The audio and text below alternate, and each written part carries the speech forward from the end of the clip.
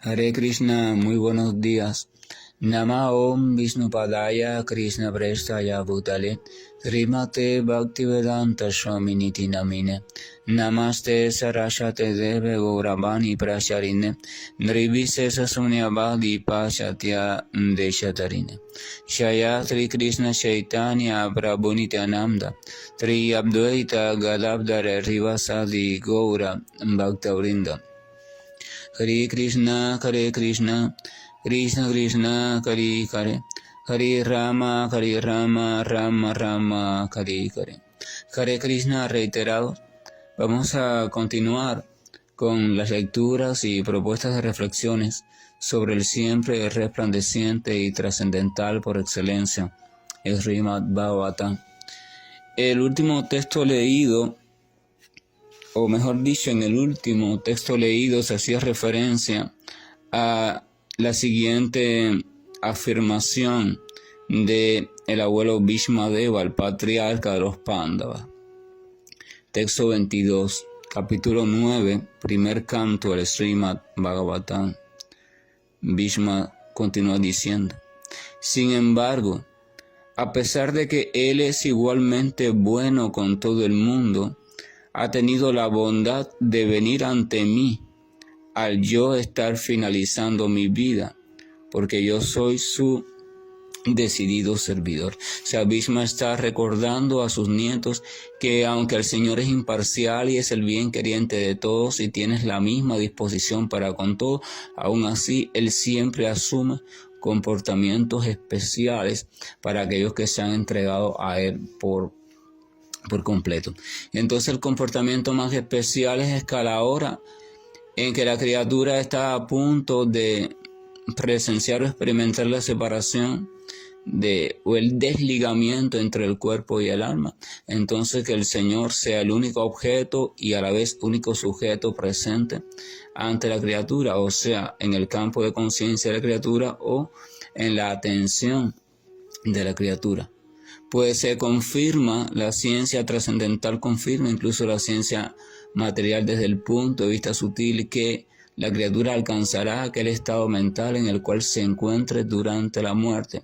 Así que si el estado mental de la criatura está predominado por un sentimiento de devoción amorosa y estática hacia el Señor, y en la mente de la criatura solamente está la presencia del Señor, entonces sin lugar a duda no hay posibilidad de que la criatura pueda ir o aparecer en otro estado de vida del plano de conciencia material. O sea, si usted lo piensa con cuidado, con calma, sin prisa, piénselo. O sea, primero tiene que, por supuesto, aceptar que la ley es cierta. O sea, la ley que explica de que la criatura alcanzará aquel estado en el cual se encuentre su muerte justo en el momento de la muerte. O sea, ¿qué pasa? Por ejemplo, cuando una criatura normalmente muere en este mundo material, la mente se encuentra muy distorsionada, tiene muchos intereses, muchos deseos, y entonces uno se podrá preguntar, bueno, y en ese caso que hay tanta distorsión y tantas posibilidades, ¿dónde aparece? Entonces la ley del karma hace, por decirlo así, no es así, pero es para entendernos, hace un cálculo promedio sobre cuáles son los más predominantes, cuáles son los estados más predominantes que están pulsando en esa mente. Entonces combina esos estados, deseos, anhelos y temores y busca dentro de las posibles futuras manifestaciones de vida o dentro de las futuras maquinarias, los animales, los vegetales, etcétera, etcétera, el ser humano, semidioses, etcétera, etcétera, y el tiempo, el espacio y el lugar en que más se prestan para continuar o para manifestar eso que está predominando en esa mente. Y entonces viene la cuestión, pero en la medida que la mente está lo más purificada posible, en el sentido de que todos sus aspectos están siendo dirigidos predominantemente hacia un solo elemento, entonces es más fácil Es más fácil saber con certeza el mañana o el próximo paso de la criatura. Y si acá solamente está completamente centrada y absorta en el Señor, y toda potencia, sentimiento, deseo, pensamiento, inteligencia, identidad, está en relación directa con ese mismo Señor, sin otro vestigio de nada más, entonces sin lugar a duda es muy fácil predecir, definir y aceptar el hecho de que esa criatura va hacia el Señor.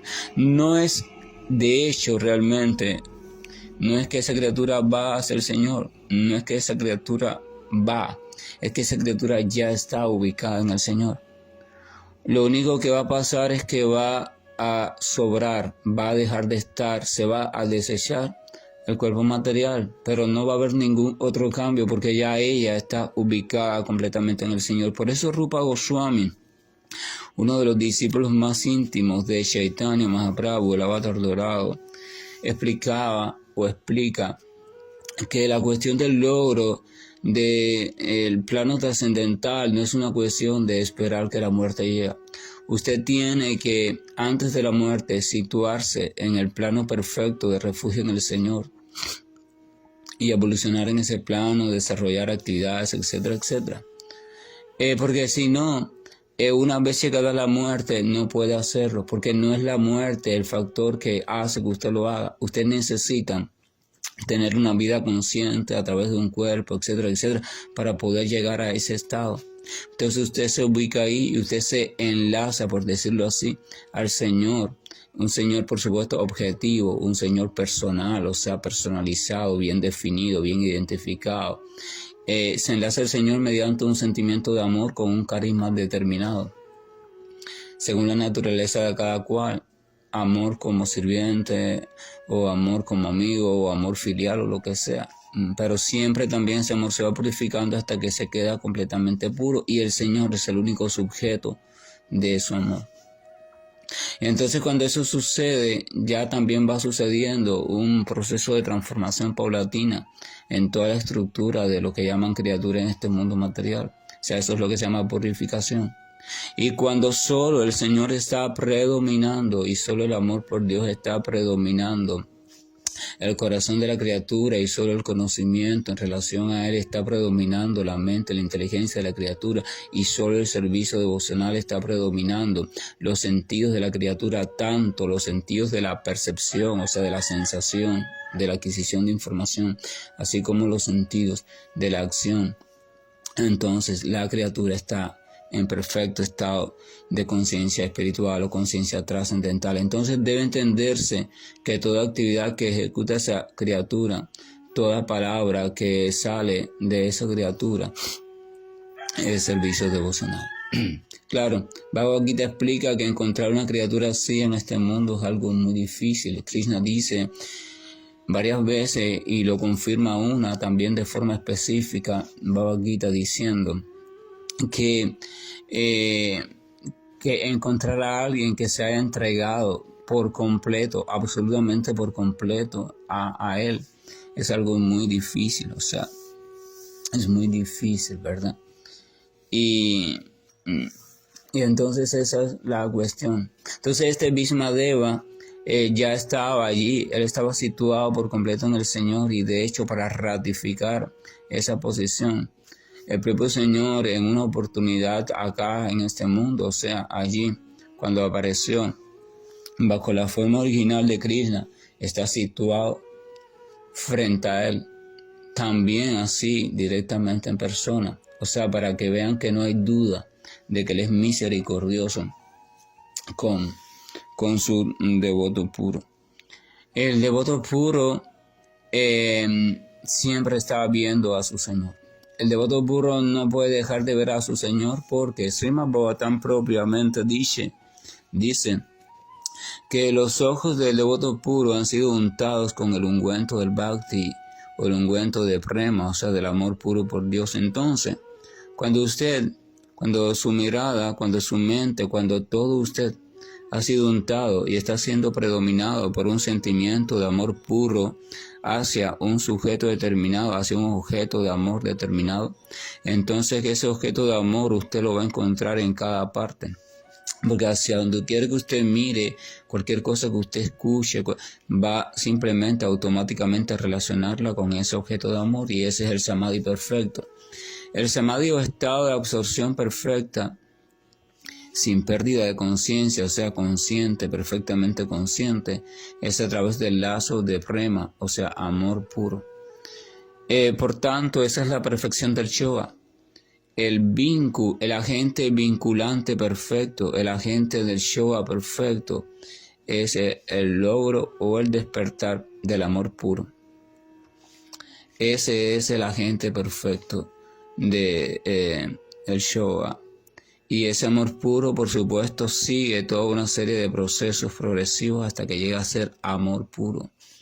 Y comienza por la fe, comienza por la aceptación de que algo es real. El Señor como existencia real, después lo voy localizando, etcétera, etcétera, etcétera, hasta que llega al amor puro a través de un creciente intercambio de servicio devocional.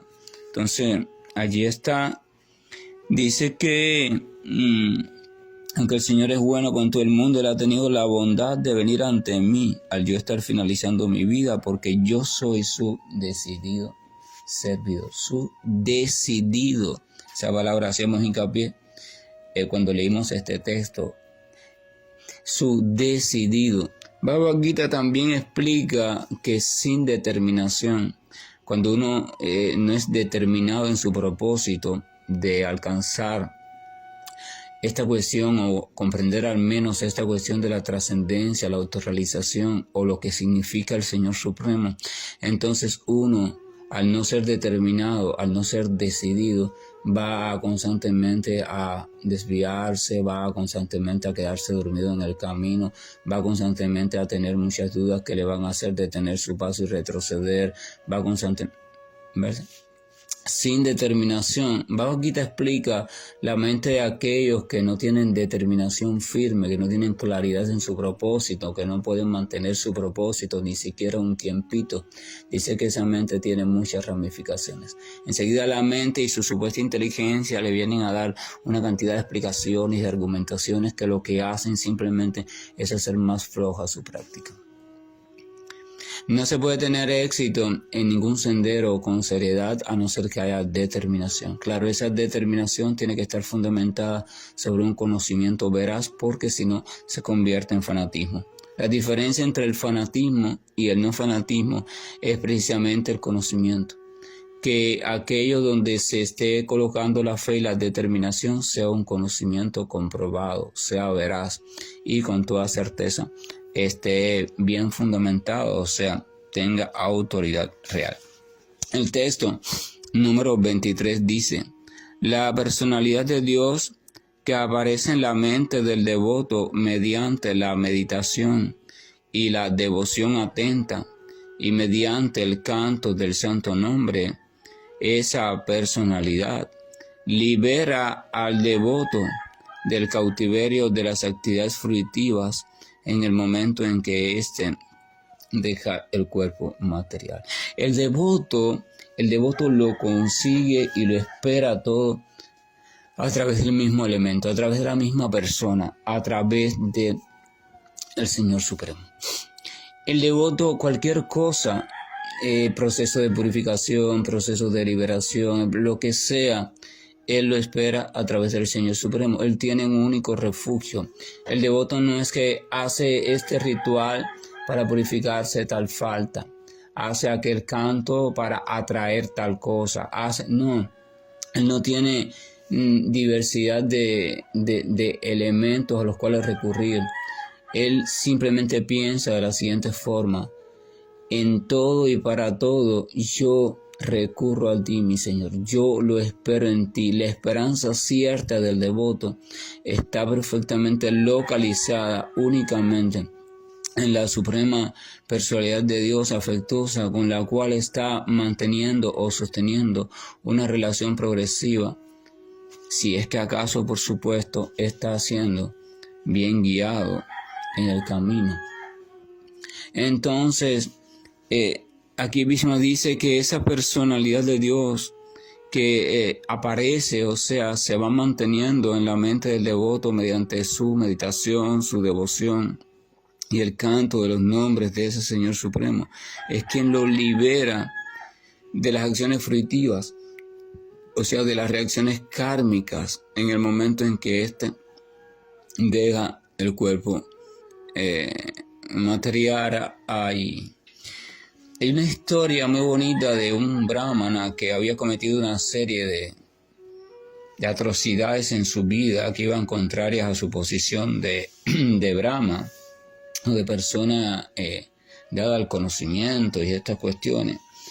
Que se dice que él tenía un hijo, a ese hijo le puso como nombre Narayana. Es costumbre en la cultura védica colocar a los hijos algún nombre relacionado a Dios por el simple hecho de que mencionar el nombre de Dios es auspicioso. Por tanto, si tu hijo le colocas uno de los nombres del Señor Supremo, entonces cuando tú lo llamas constantemente, cuando es chiquito, que se te extravía, que fulano, ven para que meriendes, fulano, ven para que te bañes, fulano, haz las tareas de la escuela, fulano, ¿verdad? Y cada vez que dices ese fulano, estás mencionando uno de los nombres del Señor. Claro, cuando lo mencionas y no lo mencionas con conciencia del Señor, sino que te estás refiriendo a tu hijo, ese nombre es potente, pero su potencia no es pura, pero igual es auspicioso. Entonces este brahmana le puso a su hijo Narayana, uno de los nombres del Señor, ¿verdad? Aquel que tiene, cuya forma es semejante a la forma humana, aunque significa también otras cuestiones ese nombre. Entonces, una vez el muchacho estaba por ahí jugueteando y medio extraviado en el sentido que el padre no lo podía encontrar, y salió el padre muy preocupado y muy asustado llamándolo. Narayana, Narayana, Narayana. Y sucedió algo en esa preocupación de transcurso, no sé si fue algún accidente, se cayó en algún lugar. El lío está que el padre muere, pero muere con su atención y su mente fijada mediante la preocupación en Narayana. O sea, la propia preocupación lo ató completamente al nombre de Narayana desesperadamente, y ahí llegó la muerte. Quiere decir que la muerte llegó cuando su mente estaba absorto en la agonía de no encontrar a Narayana. Entonces, dice, ¿no?, la historia que en ese estado de trance, de abandono del cuerpo, en plano sutil, llegaron una serie de figuras espantosas conocidas como los Yamadutas. Los Yamadutas son los agentes sirvientes de Yamaraya. Yamaraya se le dice en sánscrito Yama Raya. O sea, Yama significa la muerte y Raya significa el rey o el dominador o el controlador de la muerte. Entonces los sirvientes de ese Narayana llegaron a buscar, es como cuando un preso le hacen juicio, llega una serie de soldados encargados para llevarlo para la cárcel correspondiente como seguridad. Entonces ellos vinieron a buscar a este brahmana para llevarlo, para enjuiciarlo, ¿verdad? Porque había cometido una serie de actividades poco favorables en su vida. Y entonces el brahmana estaba todo asustado al ver esas criaturas espantosas, pero en ese mismo momento se vieron aparecer unas criaturas muy hermosas, luminosas, celestiales, y llegaron allí a buscar también a este propio brahman. Entonces los Yamadutas dijeron, ¿y ustedes por qué vienen si este brahman nos pertenece? Y los Vishnudutas, que son los sirvientes de Vishnu, el Señor Supremo, dijeron, no, venimos a buscarlo, pero el Señor Vishnu lo quiere con él. Y entonces los Yamadutas dijeron, no, mira el listado de cosas inauspiciosas que este Señor cometió durante su vida, así que él merece pagar por todo ello. Y los Vishnudutas dijeron, sí, pero se explica también que aquel que mencione con ferviente entrega, aunque sea una vez, el nombre del Señor Supremo en su vida, entonces queda liberado de toda la reacción kármica que le está sujetando por actividades pasadas. Así que este Señor nos pertenece, porque de hecho Él ha abandonado el cuerpo en un estado donde estaba completamente entregado a la repetición desesperada de uno de los nombres de nuestro amado, o sea, el nombre de Narayana. Entonces los Yamadutas estaban así medio incrédulos porque ellos sabían que había razón en ese argumento. Le preguntaron a su señor, o sea, a Yamaraj: oh Señor, mira, está pasando esto. Y Yamaraj dijo: sí, sin lugar a duda, esa alma ha sido tan afortunada que ha expiado todas sus faltas con el simple hecho de repetir desesperadamente, o sea, con una absorción total, el nombre de Narayana. Aunque no de manera perfectamente relacionada a él, pero el propio nombre en sí mismo ya es auspicioso.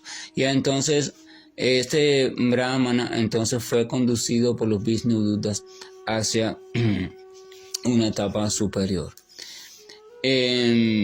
Por tanto, Bhishmadeva está diciendo que la personalidad de Dios es la que se encarga de liberar, cuidar, proteger, etcétera, etcétera.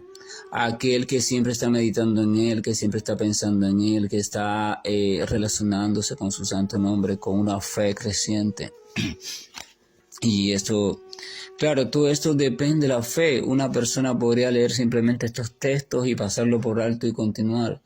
Pero un inquisitivo serio, un estudioso de la fe y que esté tratando de avanzar hacia el Señor, que tenga fe en el Srimad Bhagavatam, en las enseñanzas del Señor y de su devoto puro como Bhishmadeva, se va a detener en estos textos y va a comprender: oh, mira qué importante y qué significativo es que yo dedique tiempo a meditar con seriedad en los asuntos que voy aprendiendo o escuchando sobre el Señor, sobre su forma, sus pasatiempos, sus cualidades, sus enseres, tipos de relaciones, enseñanzas, palabras.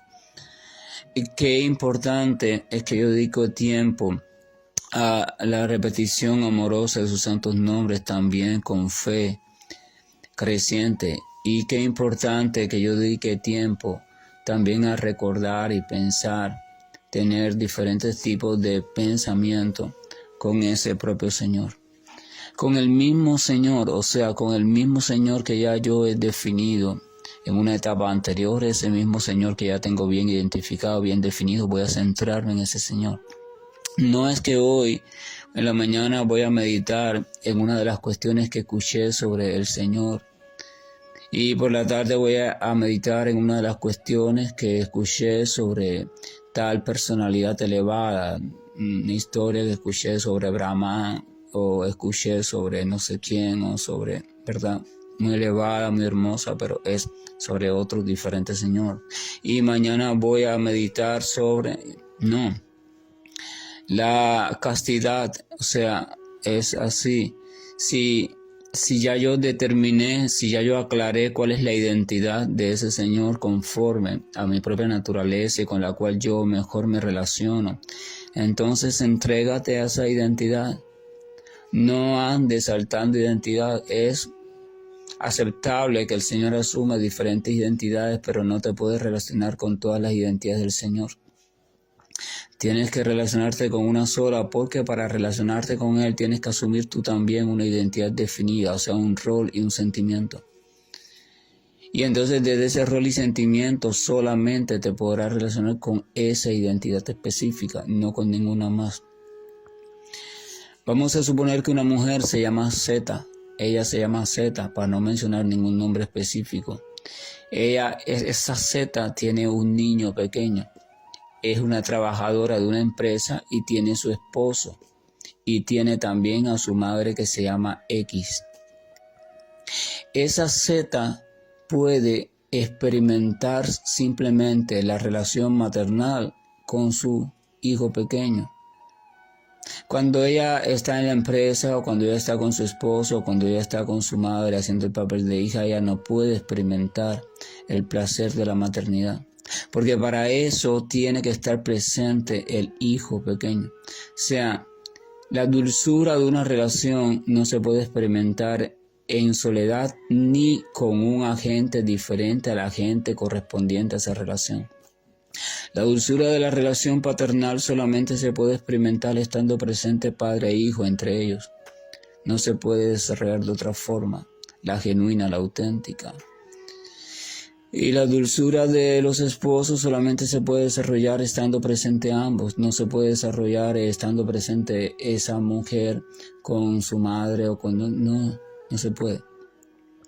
Entonces es necesario, imprescindible, desde el punto de vista científico y lógico incluso, que la criatura se ubique bien en la definición del Señor que ella ha logrado. Por eso es importante dedicar tiempo a la determinación y a la identificación conclusiva, firme y con fe absoluta, primero de que existe un Señor y después de cuál es la identidad que yo acepto que más corresponde a mí, con la cual más yo me identifico de ese Señor, y que esté por supuesto respaldada por las autoridades, no caprichosa, respaldada por las autoridades.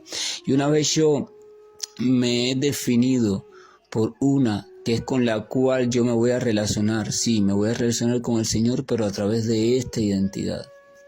A través de esta identidad que por algún modo es la que me rapta el corazón, me rapta la mente, entonces perfecto. Y esta identidad está autorizada por la Escritura, perfecto. Entonces busca fragmentos de las Escrituras donde hablan del comportamiento, forma, etcétera, del Señor bajo esa identidad, y comienza a meditar, reflexionar, escuchar, adorar, recordar, ofrecer oraciones al Señor movido por esa identidad, por ese nombre, por esa forma, pero que estén respaldados por la Escritura, no por tu fantasía. Y entonces eso es lo que te conduce a la entrega total y al samadhi total, y va a despertar en ti un sentimiento creciente de amor por Dios hasta que llegue a ser puro, suprema. Pero si hoy te fijas en una identidad de Él, mañana te fijas en la otra, pasado te fijas en la otra, aunque incluso en todas las que te fijen correspondan a Él, aún así no podrás desarrollar entonces amor puro, genuino, porque amor puro significa hacia una identidad definida, completamente definida. No podrás sentir la velocidad de la relación específica, porque la velocidad de la relación o el rasa no surge entre dos cuestiones no complementarias. No puede surgir. Incluso en este mundo material todo es complementario, todo tiene un complementario. La madre, el hijo, el hermano tiene al otro hermano, el padre tiene al hijo, el jefe tiene al subordinado, el subordinado tiene al jefe, el capitán tiene al soldado, todo es complementario. La experiencia de un rol necesita obligatoriamente del rol complementario. Entonces, la dulzura trascendental en la relación con el Señor necesita primero de la definición de una identidad para Él.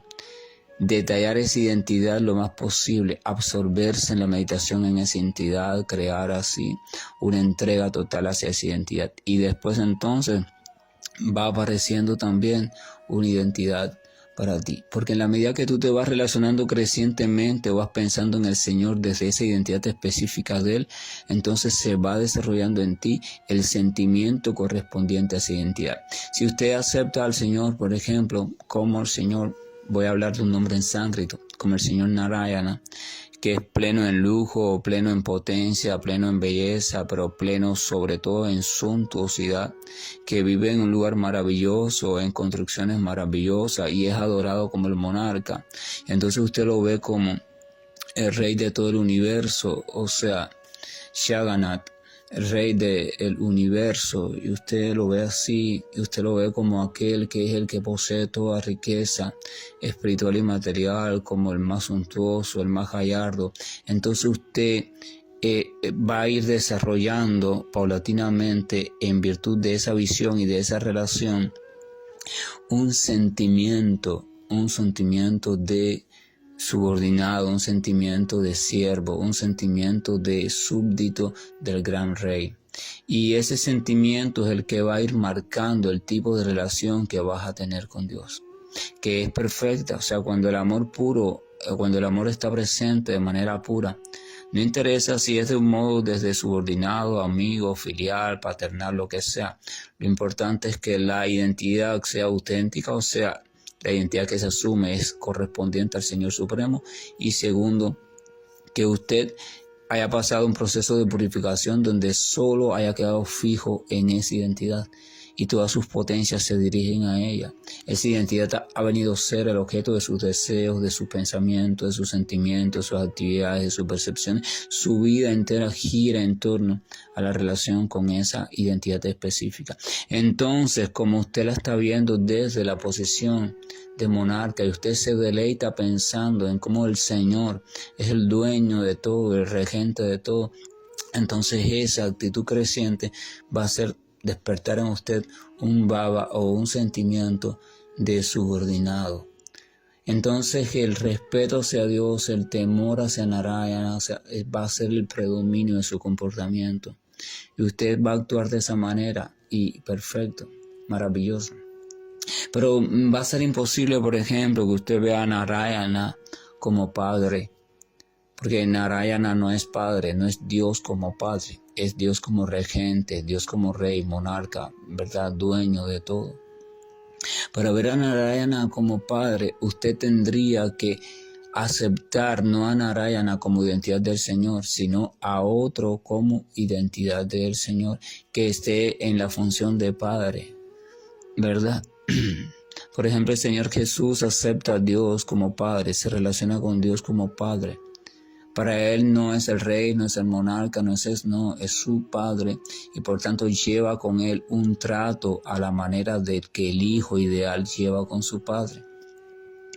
Y por tanto van a surgir otro sentimiento, que es el mismo amor, pero desde el carisma del Hijo hacia el Padre, una relación paternal o una relación filial. Pero Él no lo ve como padre hoy, mañana como hermano, pasado. No, Él lo ve siempre como padre, así como el súbdito siempre ve a su rey como rey, la amante a su amante como amante, la madre a su hijo como hijo. No se puede transitar de identidades, porque no es necesario. Cuando la posición es la adecuada y la correcta, sincera, fija y es real, el vínculo que se crea es tan estrecho que esa persona, esa alma, experimenta la perfección completa. Ella se siente en la felicidad plena. El sirviente, a la manera de súbdito, se siente pleno en virtud de su amor puro y de su entrega. Él está deslumbrado con su rey.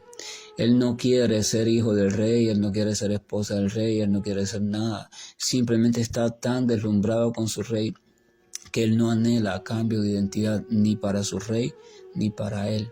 Y así pasa con todas las posiciones con el Señor. Está tan absorto el alma devota allí en esa relación, con esa identidad específica, con ese sentimiento en específico, que no necesita cambiar.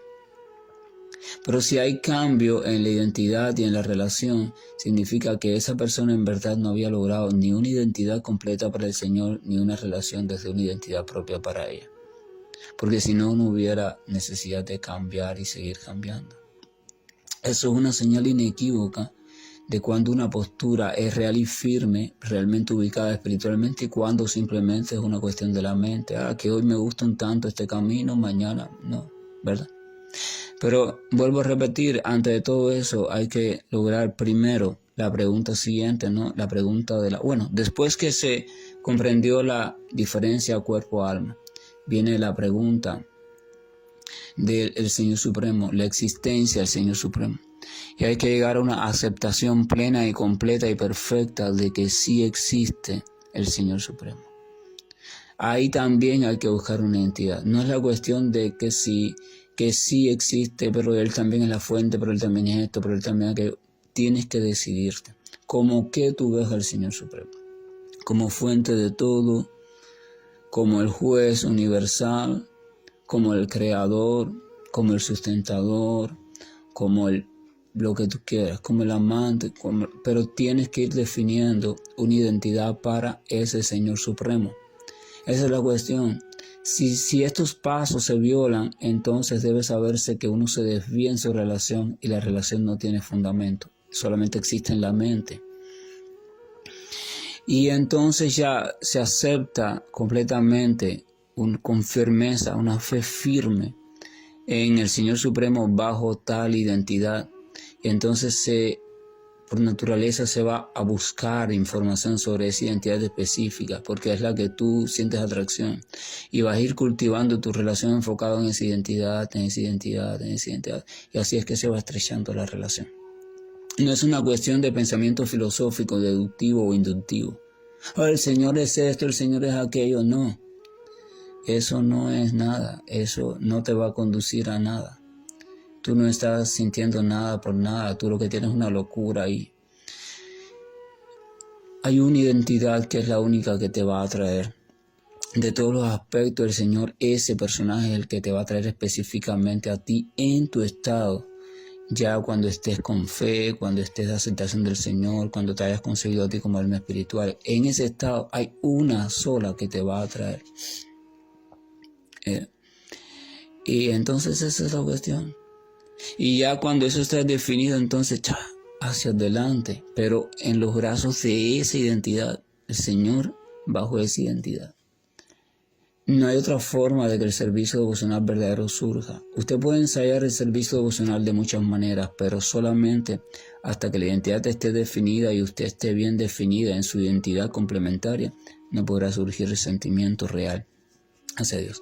Y si ese sentimiento amoroso real, puro, definido, no surge de verdad, entonces no hay posibilidad de avance trascendental. Nunca sucederá esto que le suceda a Bhismadeva, de que estar fijo en el Señor en el momento de la muerte, porque cuando la muerte llegue, como el sentimiento verdadero no ha surgido y lo que ha surgido es una apariencia de sentimiento, usted será perturbado. Porque cuando el cuerpo empieza a dejar de respirar, cuando el corazón empieza a dejar de latir, cuando la debilidad llegue, cuando la confusión llegue, cuando la memoria empiece a trastornarse, cuando los espasmos musculares empiecen a estar en el cuerpo, usted no va a poder mantenerse estable, pacífico a los pies del Señor, porque realmente no hay un sentimiento. Lo único que puede mantenernos atados al Señor es un sentimiento, la presencia de un sentimiento independiente, que no tenga que ver con el cuerpo, con la mente, con nada. Un sentimiento independiente desde un estado de conciencia independiente, fijo en el Señor Supremo. Así de simple. Si ese sentimiento real no está, y lo que hay es una apariencia de sentimiento y una habladuría de que sí se ama al Señor, etcétera, etcétera, es por gusto, está perdiendo el tiempo. Estas son palabras fuertes, pero son palabras necesarias. A veces hay que remover así a la mente y decirle, hey, ponte para esto que mira, no estás bien ubicada, mente mía, ponte para esto. Esto es para reflexionar. Que la gracia y el amor de nuestro Señor nos acompañe, bendito y misericordioso Señor, para que nos ayude a despejar nuestro corazón y tener una definición perfecta sobre ti, anhelar una definición concreta, Señor, y dejar de variar por todas las cuestiones sobre ti, porque eres infinito. Tenemos que definirnos, encontrar la que nos atrae, Señor, y entregarnos a ella con toda certeza. Hare Krishna, buen día. Estoy finalizando la llamada. Krishna Krishna, Hare Hare, Hare Rama, Rama Rama, Hare Hare, Hare Krishna, Krishna Krishna, Hare Hare, Hare Rama, Rama Rama, Hare Hare, Hare Krishna, Krishna Krishna,